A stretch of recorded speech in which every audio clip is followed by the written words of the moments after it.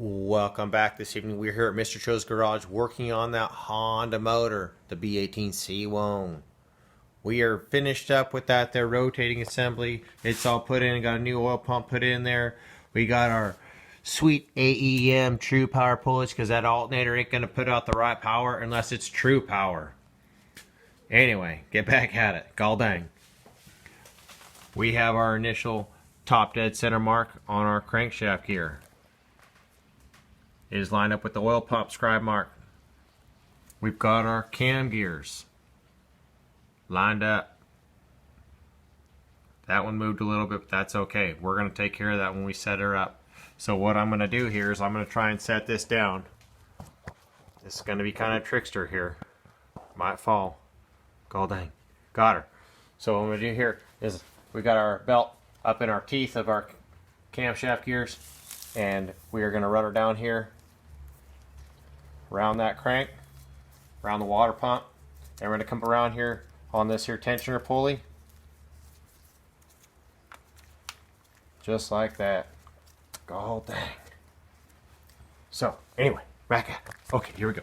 So you're going to have some slop in that on both sides. Your gear could move a little bit. If you want it to be perfect, we can take it. We'll just set it right back up there. Just a little bit of a turn there. Gall dang, there they are. Look at that. Dead money. Anyway, these here, we got some AEM true time adjustable camshaft gears. If you look up there yonder, you can see them. They're little timing marks. That's so you can adjust it, so you can retard or you can advance the timing on both of them. Don't get them all jacked up, all weird. It's not like that there small block over there.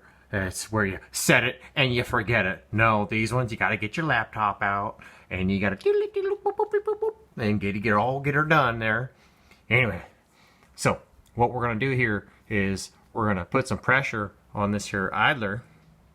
Some people put it right here with a little flathead, and you're gonna push up on that, and that's gonna pull that pulley up, and it's gonna bring the tension in on this side and on this side simultaneously. Anyway, here we go. Get her back over here again. Oh, I don't know if I'll get as lucky as I did the first time. Oh, gall dang, gall dang. Oh, I gotta get me a tripod. Anyway, here we go. I got my Harry Potter wand of power here and my wrench. So I'm gonna put a little bit of pressure on here and watch this. Here we go. Whoop. Just a little snug down. You don't got to get all crazy. You don't got to torque it at no 40 foot-pound of torque right now. That stage is going to come up. Don't get all premature. So I got my timing marks lined up. The tension of my belt's been taken out, both sides. My timing marks, see there, she's done gone moved a little bit, but that's okay because you're on the bottom side of the cam lobes. It ain't going to make no difference. So what I'm going to do now is I'm going to set this here device back down one more time, and I'm going to go ahead and rotate the rotating assembly around. Gall dang, a couple turns. Here we go.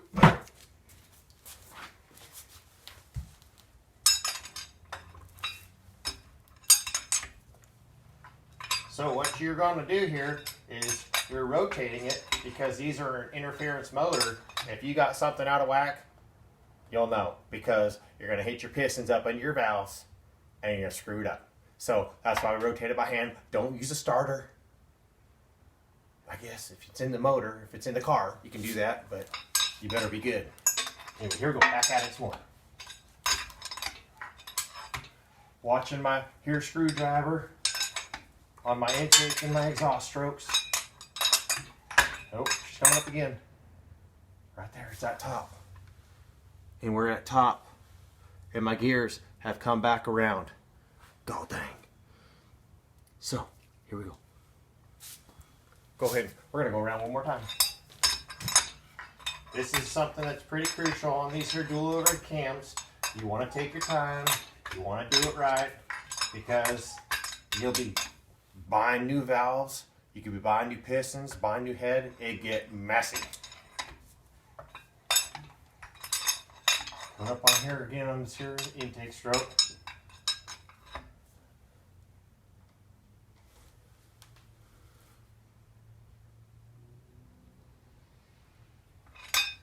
Okay, Golding. So we've gone around 2 full row revolutions here, and we're back here with our time. It's shadowing. It's lined up though, pretty dang close. So our belt is tight. It's still tight. Our time marks are on. Now these can have a top and a bottom. A factory one will have a stamp. It'll say up. You don't want it down here because then you're 180 out, and then things are in a bad way. Anyway, so this here Honda motor is pretty much all set up and done. I'm going to go ahead and get that there nut on that tensioner. Torque to the factory setting is, I believe, 40 foot-pounds on this one. And then I'm going to get my crankshaft pulley backed on and torqued. And don't forget these guys. These help keep that there. Timing belt in place, online that gear.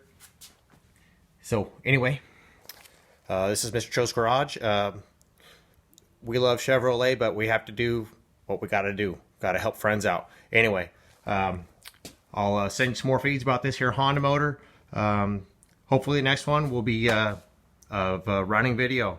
Anyway, Mr. Cho out.